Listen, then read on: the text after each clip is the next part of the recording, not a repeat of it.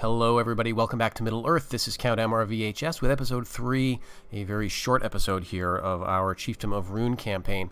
In the last turn, we made an ally of Adunabar, we betrayed our former ally Khand, and we stole the city of Muldin off of them.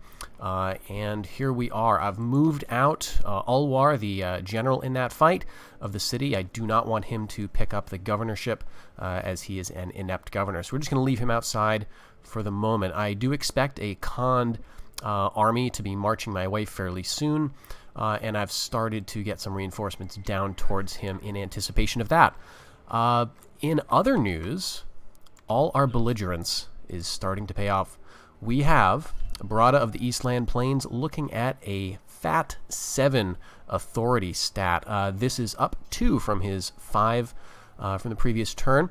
Now, this doesn't have any direct impact on his ability. However, it does mean that all those other governors and generals who were disloyal, discourteous, I believe Ulfang of Tham here was discourteous before, he is now supportive. So that minus, I think it was 20% debuff to trade, income tax, land tax, and all those other things, that is now a plus 5% bonus to bonuses everywhere. So he's supportive.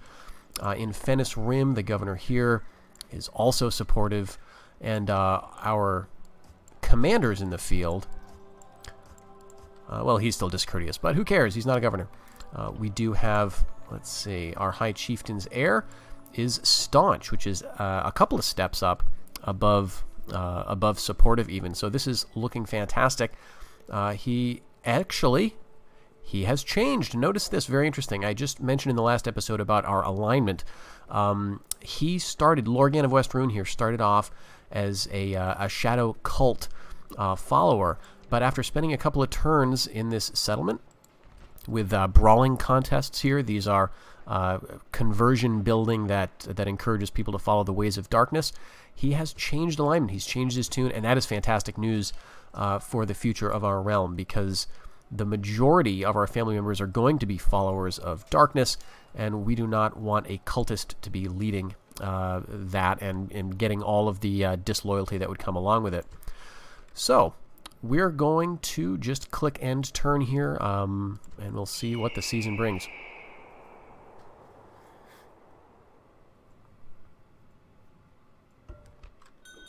And we have a suitable husband here.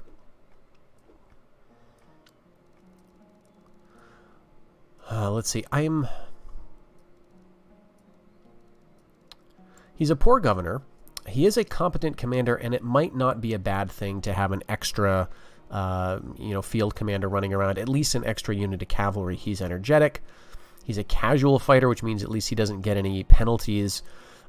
It says he's supportive. Now, you can't really trust this. This is the, again, the just blanket default stat. Every potential adoptee or husband is going to show supportive on this screen. Given the fact that he is a borderlander, he's of the tribe of the Iron Shield, both of these are different from our faction leader. I don't expect that that's going to remain, I don't expect he's going to remain supportive for long. But if I'm just taking him as an extra unit of heavy cav, which I will, then I'm not too worried about that. Looks like he starts off in Fennis Rim. So I'll send him over here towards my northern army, just to add to that. Okay, we have war between Dorwinion and North Rhun. This is good news for us. Now, I think the way this displays, typically the faction that is listed first is the aggressor. I could be wrong there, but I believe this means Dorwinion is attacking North Rhun. Which again is fairly good news for us. It means at least that these two factions are going to be busy fighting each other for a little while, and it means that North Rhun is probably not expanding. Yes, so here is that other initially independent settlement. Looks like it's going to remain independent for a little while yet. But I will send this emissary over here to check out the war. And I'm going to send this emissary back up north because Saltire, a friend of the mod and a great YouTuber himself, left me some advice regarding cultivating these relationships for diplomacy. And initially when I tried to get trade going with Dorwinian, I had also attached an alliance offer along with it. I was flatly refused on both counts, but what I should have done is given it another try with just trade rights in there, and I think they would be more open to that. Okay, great. Mulden has finished provincial pacification, which means that we are going to go right to the next step. Oh, I'm not looking at Mulden. That's Adel. Which is our fiefdom dominion. Okay, so this is a fiefdom. This is not a homeland for us, but let's see what that income looks like. So we can expect to be making, once this is finished, 1,300 in just pure land tax, another 70 or so in income tax, and we'll be losing about 400 or so of that in mismanagement. If we can get a good governor down here, some of that will go away, but that's going to be a substantial boost. So I do want to get going on that. Let's take a look, by the way. Since this is a fiefdom, our recruitment is going to look a little bit different when we build here. So notice we have only local levies available at the first tier. These are just going to be nomadic watchmen. We've seen these guys in action before. They are nothing spectacular, but they'll at least be garrison worthy. At tier 2, assuming we are still on the native recruitment rather than cultic, we're going to get warband and skirmishers, but we're also going to see horse archers, so steppe outrider levies. Now these are just a levy version. They're not spectacular, but they are they're very useful and can certainly harass the enemy and be pretty effective on the battle map. Higher than that, let's take a look at tier 3. We can see our sort of our basic roster coming online essentially, all the way up to Riders of Rhun actually. All right, and we've got our first attuned governor. This is Lorgan of West Rhun. He's our heir.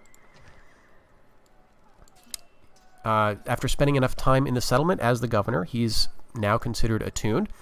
This is going to give him an increase to his acumen, which helps him, govern the settlement better and make more money. And you can see there's a lot of bonuses there in terms of construction and everything. So that means at this point we could start building. Given that I just started a pretty big project over here, and I'm already losing money, I'm not keen to start building anywhere else, honestly. But I will continue to send troops down to support the war effort against Khand. This army, however, hasn't moved. Let's just see what they're interested in diplomatically, if anything. I'm going to do this old trick I learned from watching a YouTuber, Inferno Canuck, who had some great Let's Plays involving, what was it? It was the Rise of Persia mod for Rome Total War, and he was playing the Sparta faction. This is where I first got the tip of how to make protectorates, basically. So definitely give that a watch.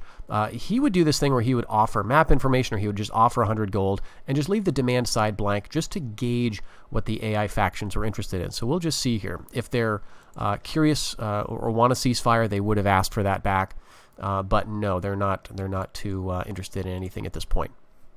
Okay, so we can expect that they're going to be training more troops, which don't look too threatening, but the numbers are a bit worrisome.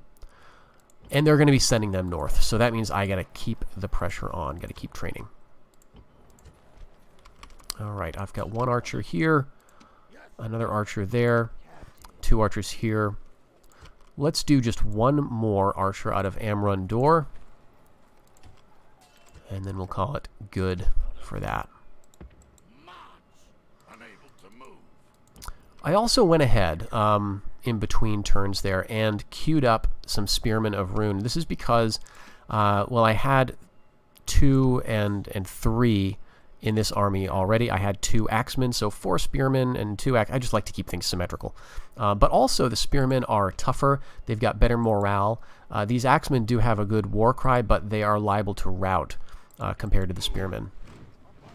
And we can see that Adunabar has moved out its army. I don't know where. I don't think they're headed toward us, but they've still got these unrest signs of rebellion showing. This city down here, the tooltip is telling me it's still under siege, which is good. Let's see if we can find that army. I don't think they're far. Okay, here they are. Oh my gosh, this is This is a large army. So we saw them last time, but interestingly, the AI often tends to leave family members to govern a city and then send off its large force under the command of just a lieutenant, which is good as far as I'm concerned. I wonder if a Dunabar would be willing to give me map information for just a little bit of money. No. For some reason, they're responding as though this is something they can't afford to give me. I'm not sure why. All right, but it looks like this guy was heading back towards the west. Again, a Dunabar is at war with a lot of people, so he's probably thinking his troops are needed elsewhere. So that's great. Here it looks like we're only got 3 turns left for that, so let's go ahead, click the old end turn button.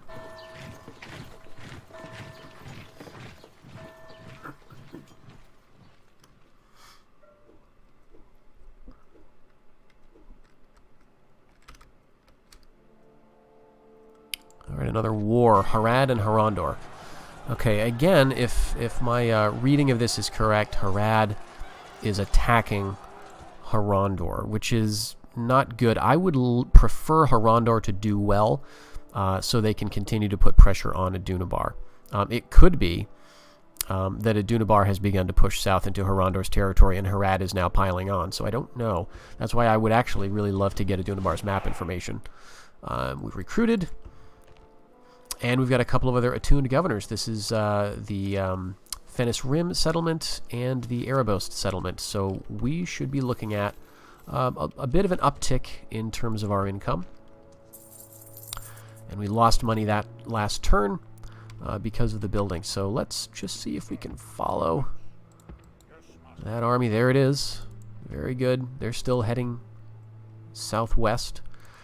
And they're still holding on to this Athrad Morn despite several turns of unrest.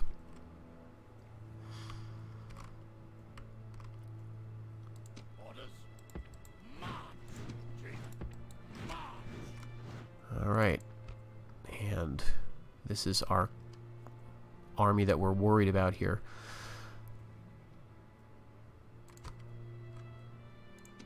Khand is at war with the independent peoples, but I'm not sure if that's just because they started the game that way or if they're actually involved in conquering to their south.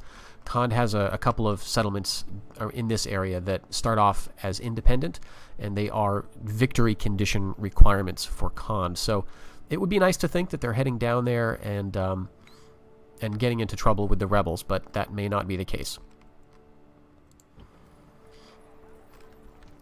All right, given that we have 2,000 or so to spend, it might be time to think about doing some building in some of these settlements that now have attuned governors. One of the things that I like to do initially is some of these cheaper things, just to keep the people happy and get a little building going. Part of your faction leader's authority does have to do with building. If you do no spending on buildings of happiness and things like that, then your authority will tend to suffer. So if you're totally military focused, then your authority can take a hit. Given that we're doing a good amount of troop training out of Amron Dor, this might be a good build. Animal husbandry and fishing rights. Now, this doesn't give any benefits initially, but it allows us to build other things. In this particular settlement, it has livestock. That'll allow us to build tanneries, which will eventually improve the armor of any troops recruited here. So that's going to be the direction I head eventually. As for Fennis Rim, we could go with trade or we could go with control posts. I think control posts are probably the wise option at this point. I know technically I could do a lot of training out of Tham. It's got a pretty good population initially. I mean, so do all of these places really. But Tham also can train some of my high tier troops, and it's going to be good to supplement them with the lower level warband and skirmishers and things like that. So I think we're going to go with this. Now, control posts is one of the buildings that does have upkeep. You may wonder what this land tax revenue modifier -14 refers to, and that's referring to the land tax here. So we're going to lose a bit of money per turn for pretty much every military building that we make, and any building that has that land tax modifier negative associated with it is going to hurt your economy a little bit, but I think it is worth it in the long run. All right, let's get our emissary over here. Okay, North Rhun shares a couple of our enemies, and they are also at war with Dorwinian. I can't trade with them yet, so I don't know that I really want to start any diplomatic relationships with them. We may end up at war with them anyway. Now, it could be the case that Dorwinian really does fantastically in this part of the world and starts conquering all of these North Rhun settlements, so I never have to go to war with North Rhun. So let's hit Dorwinian first and see if they're interested in trade rights. I'm going to ask for 2,000. Okay, so they want us to pay. Well, I don't want to do that. Let's see, maybe we can just ask for a little bit. Nah, they want money. We could probably get trade rights for no money, but I think we're running into the situation we mentioned in the last episode, which is we can't technically trade with Beligant. We do not have those harbors built yet. So this is something that we'll work on a little bit later. And once we do come into contact with them, we will look at the trade issue again.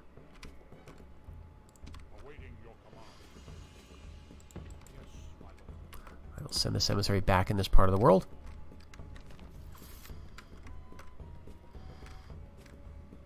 Okay, so we're looking at 1, 2, 3, 4, 5, 6, 7, 8, 9, so 10 units in this army of Khand. And their ruler looks like he's getting a bit older. And we've got 10, 11 units here with a 12th on the way, 13. I'm just not confident that this army is going to be super effective against Khand yet. You can see that we took some substantial losses, especially among the Axemen. So let's do a little more infantry training. Let's do 1 unit here. And then I think we'll have to call that good. We're running quite low on funds.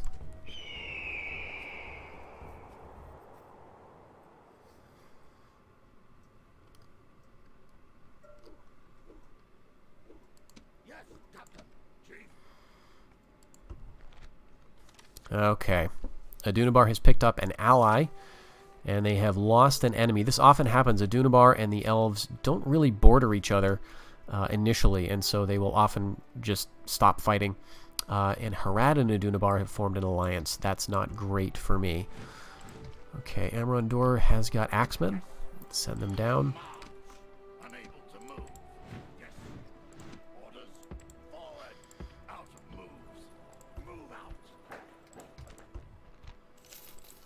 We didn't actually lose that much last turn. Looking at 1,800 this turn, and we've got almost 4 grand in the bank, and that army's gone. That's troubling. But where did they go? Okay, it doesn't look like they're headed toward me. Wouldn't it be nice if I could grab their capital? Alright, I did, and I forgot I did this. I did train yet another emissary. And I think this is going to be a good thing, because there are, in fact, 2 settlements here. We've got Central Khand, which is where their capital is located, and then they've got, what is it, East Khand, and there's a very minor settlement here, Lug, which is unwalled, and it boasts a very rare resource. This is incense, which can be a very valuable trade resource. So it's potentially worth coming down here and raiding, like, by which I mean simply taking the settlement but not holding it. Since there's no walls, we could swarm in, destroy everything, crank up the taxes, and then leave, let it rebel, and then and then probably deal with any relief army that comes calling. That might be a good way to make a quick buck.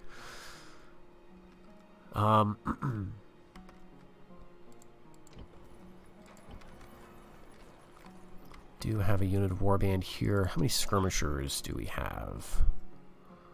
None in the army, just one in the settlement.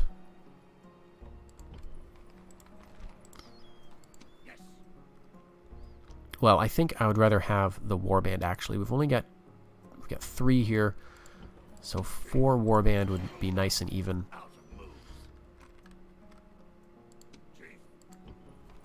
Then at that point, I think I'll start to feel a little bit better about sending this army south. We can march through this territory, maybe call out any armies in the area. As they realize that we're marching towards their settlements, they may turn around and attack us. And then we could try to grab a Karn. That would be pretty good. All right, I know there is a settlement of North Rhun right here, Garth. Okay, so they're looking pretty strong, actually.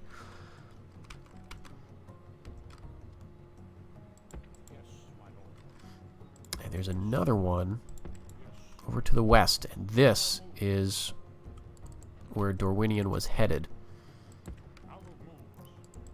It looks like it's still in the hands of North Rhun. Alright, well, let's send this guy back south. Alright, in these mountains, there is the closest dwarven settlement to us, to the Chiefdom of Rhun. I don't think that it makes sense for us to interact with the dwarves at this point. We are at war with them. They are in a tight alliance with Dale, so we're not likely to make a lot of headway. If I can get my other emissary over near Dale, which should happen fairly soon, we could try getting a ceasefire with both Dale and the dwarves on the same turn. We might have to pay a little money to do that, but then again, they might be eager to stop the war with us too, because, as you can see, Dale is already at war with North Rhun. So if we could get peace, we could gobble up North Rhun from the other end, and until we inevitably turn on Dale.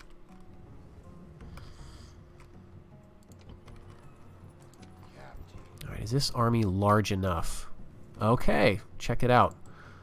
Mordor North has rebelled. This looks like a Dunabar settlement here, but it is in fact rebels. They've got a half stack or so of rebel units. On the other hand here, East Mordor has been captured by a Dunabar, but you can see it is experiencing that same public order issue as before. So I'm going to head back with my emissary because I suspect the big army is going to be heading in this area soonish. Let's get him down here just to see what things look like here.